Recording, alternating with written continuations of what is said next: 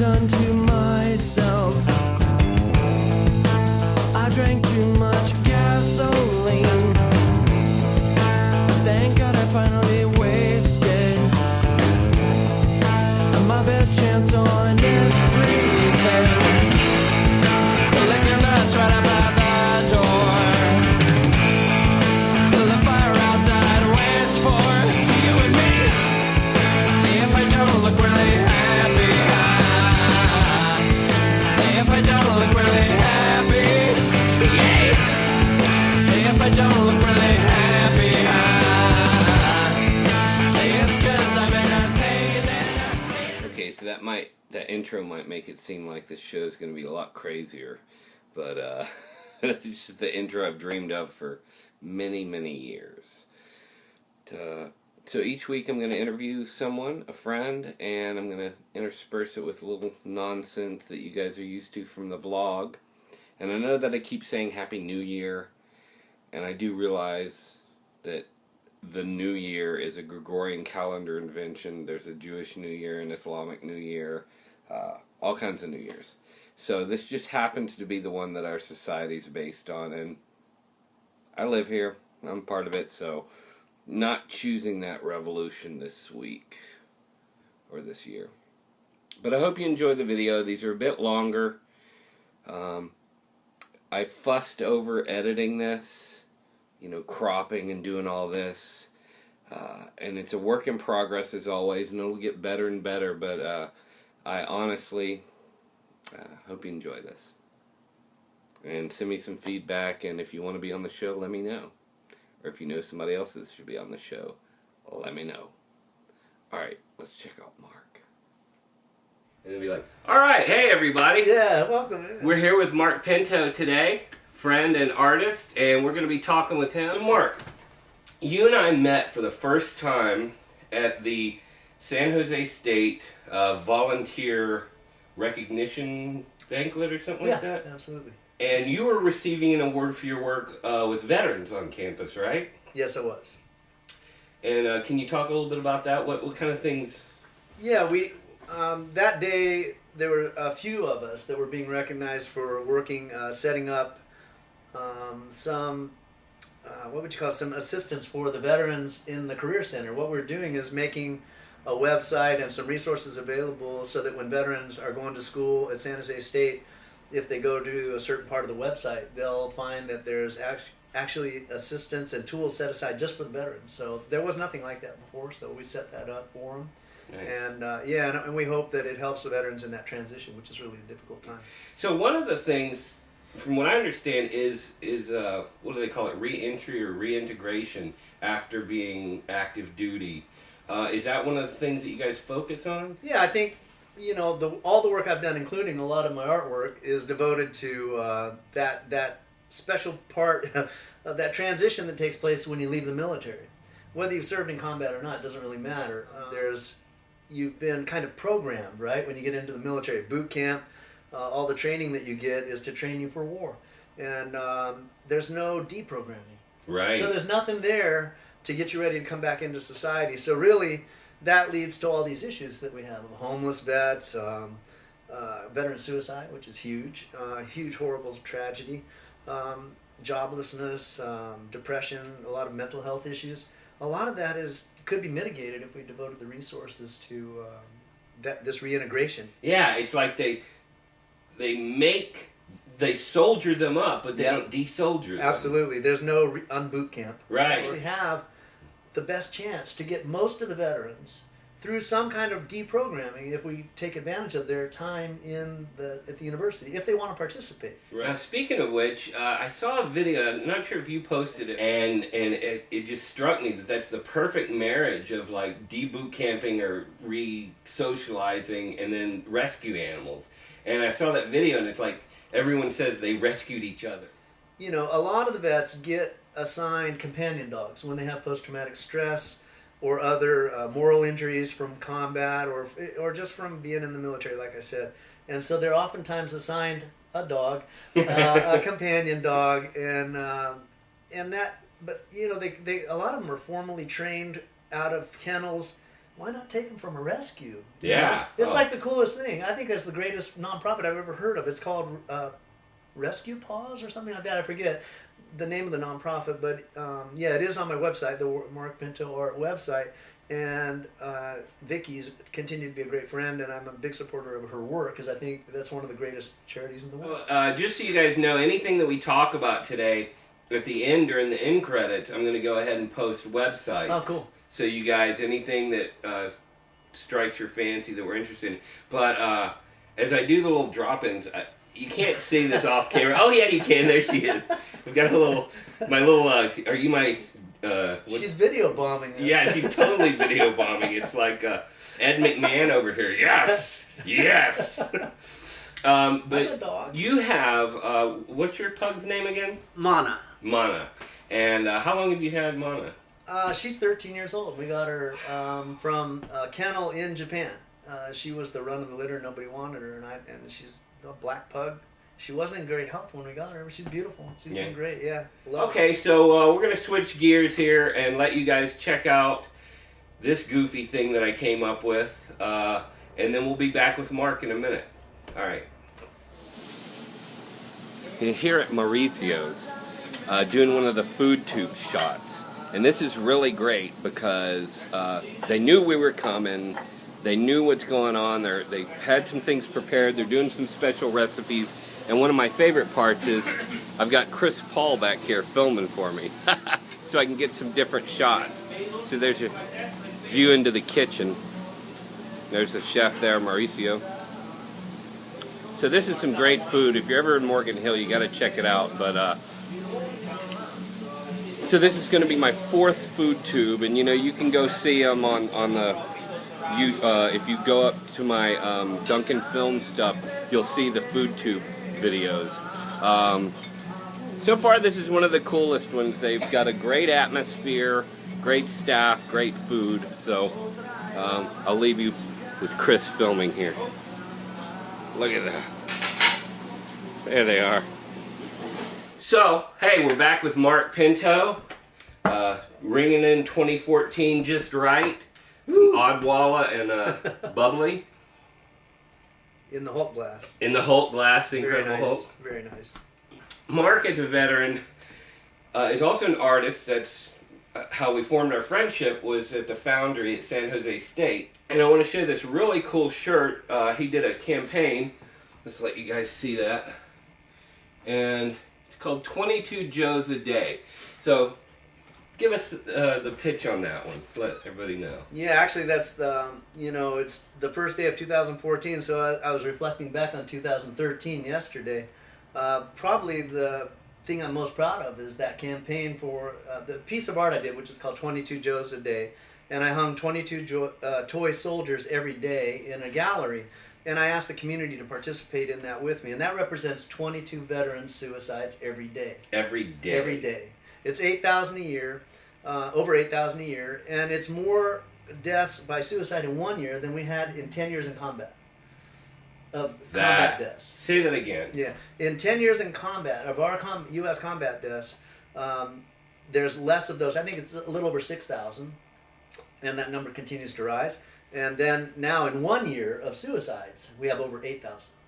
It's a tragedy. It's an unbelievable tragedy. So but I call my work the intent of the artist. Is like you have to figure out what your intent is, and I call it moving the needle in society. Can you make it move a little bit? Mm-hmm. Probably not, But the statistics that are released by the news, they're not moving the needle. No, nothing's happening, right?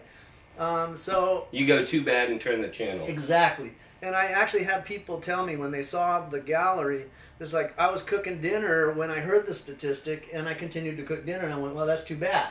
Right. But, some people reacted to my show really strong, like they felt sick, they didn't want to, they suddenly realized they were complicit, partially, right. And for the first time, and it's not just a statistic over there, they felt like they were part of it. And they need to be part of the healing process. Mm-hmm. The community does, right? It's we're all in this together now. We did our job, we come home, and now the community has to heal with the veterans. It's not going to work any other way. Right. So that's the piece, but it got legs. It traveled and it's done a few things.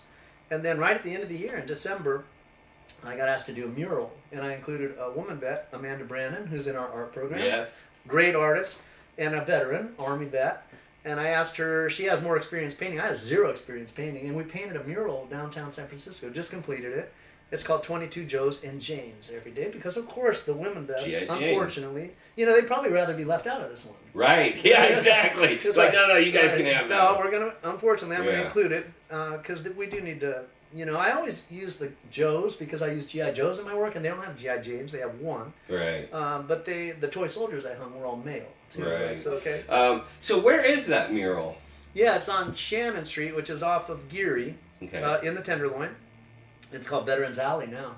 And there's about 20 murals there. I recommend, if you have time, to go down that alley. You can look it up on Google Maps. You'll see Shannon Street. It only runs about a block long. Okay. And both sides of the street have murals, very powerful murals, all of them done by veterans. And I was honored to be asked to do it. I was really honored. I'm excited about that. Yeah, and I have to head over and look at that. So some of you are in or near San Francisco, so why not go take a look? Please do. And then you also have something up in the Pentagon? Yeah, I do. That's kind of a funny story. Last year I was selected early in the year to have one of my G.I. Joe photos. So what I did was I staged G.I. Joes in different positions of coming back from war and reintegrating into society. We talked about reintegration problems a few minutes ago. So I have a homeless Joe, I have PTSD Joe, I have a traumatic brain injury Joe. So I have different scenarios, and I staged the G.I. Joes, and that series did pretty well. But my coup d'etat was to get one of these in the Pentagon. And so what's interesting is it looks like a pro-veteran piece, but it's also an anti-war piece. Right. And to me, it's kind of interesting that they have an anti-war piece in the Pentagon. I'm very proud of that, actually. That's like the great accomplishment. Yeah. Sneaking a work into the Pentagon. It's like a covert operation. Yeah. Not that there's anything funny about the pictures. No. But using the toy like that, it almost softens the blow, like when you couch revolutionary speech in jokes, like the old Tom Swift stuff and all that, and it just sort of creeps in, and before you can say no, that's too harsh, or we don't want to go there, the little toy guy has already kind of brought you in, and you're just comfortable enough to sit there and live with it for a minute. Yeah, I use toys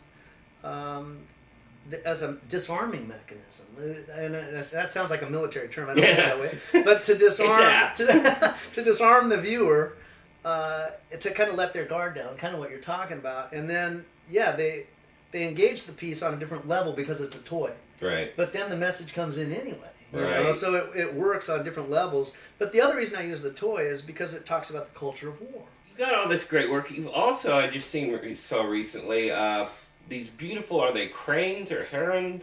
Egrets and herons. Yeah. So can you talk a bit about that? Is that some painting that you're branching out into painting, or what is that? No, it's an alternate process photography called cyanotypes. I learned it at school in the master's program here. My professor, Hedwig, thank you, Hedwig, she's amazing. That's one of the three alternate processes we learned at school, and I fell in love with the medium. And so basically you take a light-sensitive chemical and you brush it on the paper. You take a digital photograph, turn it into a digital negative on this film, and you set it on top of the paper and expose it, like either to the sun or a UV bed of light, just for like 30 minutes or so, and then you rinse it in water, and you've got this beautiful photograph. But it's like 19th century process brought up to date, like hybrid with the digital technology. It's kind of cool. But what I like is I can use my wildlife settings. I can use cyanotypes for that because they're all water-based, So I've got the egrets on the water and they're eating fish and stuff. And so you've got this that beautiful blue, really, really rich blues, and beautiful. And so and actually I did landscapes and stuff with cyanotype. This is the first time I did the birds, and they're large prints, and I'm really excited about them. They turned out really nice. I'm excited about it. I put them on my wall for me. Yeah. Okay, so we're going to take another break and take a look at this other goofy thing that I did recently, first week of the year. And there's a car. Okay, so we'll be right back. Well, Happy New Year, everybody. Made it through 365 days of 5-minute vlogs. Sometimes more, sometimes a little less. And let me tell you, it feels weird not doing it. At the end of the day, when my alarm to take my medicine and post the vlog goes off, it feels like I left the coffee pot on or something like that. It just feels incomplete.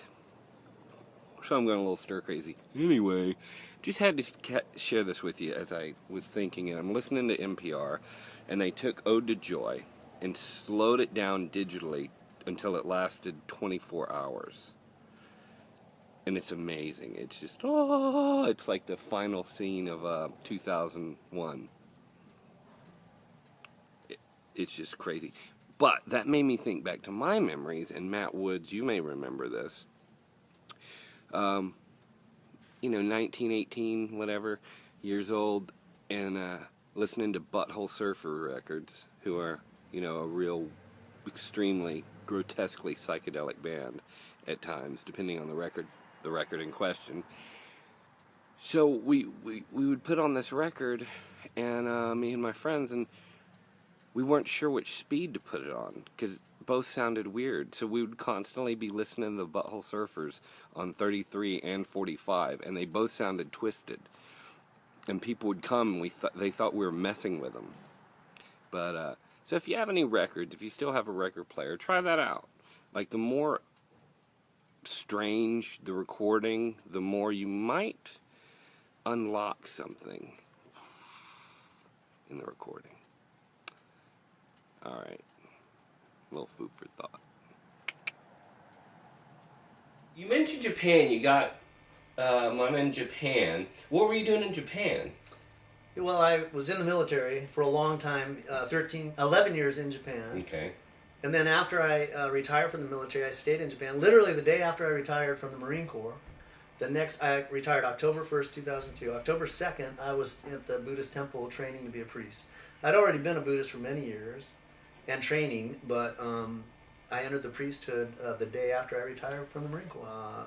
There's different traditions that come out of Korea and Japan, and our school is a Japan-based school called Shinyoen. That was the school I was trained in and stayed in for as a priest for almost 9 years, from 2002 to 2010. And I left the priesthood only because of physical restrictions. It was very demanding physically. How so? Well, because I was a native English-speaking priest, there's very few of them in this Japanese denomination. So I was sent to Australia, New Zealand, Japan, Canada, and the U.S. was my territory. So I was on the road more than 20 days a month, usually. And I have bad back, and between jet lag and a bad back, I could never sleep. And the schedule was really intense. Demanding physically. That's like rock star tour. It was crazy. Status. Wow, I had no idea. Yeah, but so they don't have enough English-speaking priests to conduct services in all these different places, so they moved us around a lot, and then all of us who were English speakers, we traveled a lot. I'm for the sake of my health, I had to give it up, and that's okay. And look what I've discovered: art. I had no background in art. I'm not a Buddhist, but I it's one of those things that you can learn a lot from the readings and the ideals and Buddhism has tools that the Western world can use, and that's really and you don't have to be a Buddhist to use the tools. And they never said you must come to our temples and worship in order to use the tools. They give them out. I mean, it's just like meditation and mindfulness and this concept of inclusiveness and understanding that we're connected, all those concepts and the tools that go with those concepts that help you to strengthen that awareness. Those are amazing tools. The tools that you can put in your pocket and benefit from almost immediately, for me, are mindfulness and compassion. Yes. And mindfulness, if you really think about it, a lot of us, especially in the iPhone days and the iPhone zombies,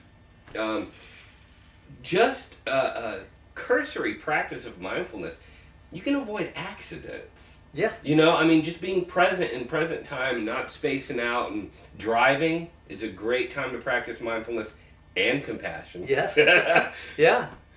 Angry driving is a Western, it's not limited to the Western world, but We perfected it. Yeah, we're good at it. Thich Nhat Hanh has a teaching for that, and it's directed at Westerners who are stuck in traffic with red lights and hitting the horn in frustration. And he said, every time you see a red light, take it as an opportunity to stop and look around and enjoy the moment. Nice. Instead of getting angry. It's like, how easy is that? Nice. So there's no prayer involved, there's no worship involved, it's just Right. a tool. Yeah, actually there was a Zen Roshi, a Zen master, who I was writing to an event, a veterans event actually, with this Zen master, and I was exhausted. It was while I was still in the priesthood and traveling, and I was exhausted. And he knew I was exhausted, he could see it, and he said, you know, he just looks at me and he goes, "You're really tired, aren't you?" And I go, "Yeah." And he goes, "You know, the Buddha says if you cannot be compassionate with yourself, you have no ability to be compassionate for another person." I was like, "Oh yeah, I know that." Yeah, But how right. come I don't know that? Yeah. You know, I'm not practicing that. And really, that was almost a catalyst for my making the decision. That single statement and the kind of the impact it had, because the timing was perfect. I was exhausted, Right. and it was just like, man, I'm killing myself, you know, and I'm giving as much as I can, but I'm not really taking care of myself. I think the baby step I've taken is I take a bath like at least every other day. Oh, that's cool. I'm like, you know what's going to make me feel good? Yeah. And it takes like 10 minutes Yeah. or so, but just a nice hot bath. But hey, it's a start, right? Yeah, absolutely. Anything like that becomes a discipline, because that becomes a trigger. That bath, you'll remember it. You'll be thinking about it like, I'm going to take a bath today. Yeah. And so that's, okay, I'm taking care of myself. You Yeah. know? So that's a good step. It's a good, and I like those. That's one of the tools that help you to become more compassionate to others through being compassionate with yourself. Right, because what do we, you know, when we snap at someone we love or whatnot, what is it? I'm just stressed out. Yeah. Oh, yeah. You know? Yeah. It's like, well, if you could have headed that That's out. right. That's right. Hey, Mark, I could do this all day. Me too. But I'm seeing this our first show of the year, so thank you, my friend. Hey, man, it's been great. Yeah, and I'm sure we'll have you back. The royal we. I'm sure we'll have you back on. And at the end of this video, we're going to list all your... Oh, sorry, honey. I just bonked her on the head. We're going to list all your websites and whatever else we've discussed in this video. And people tune into it and check out my good friend Mark Pinto. 2014. Peace. Peace, guys.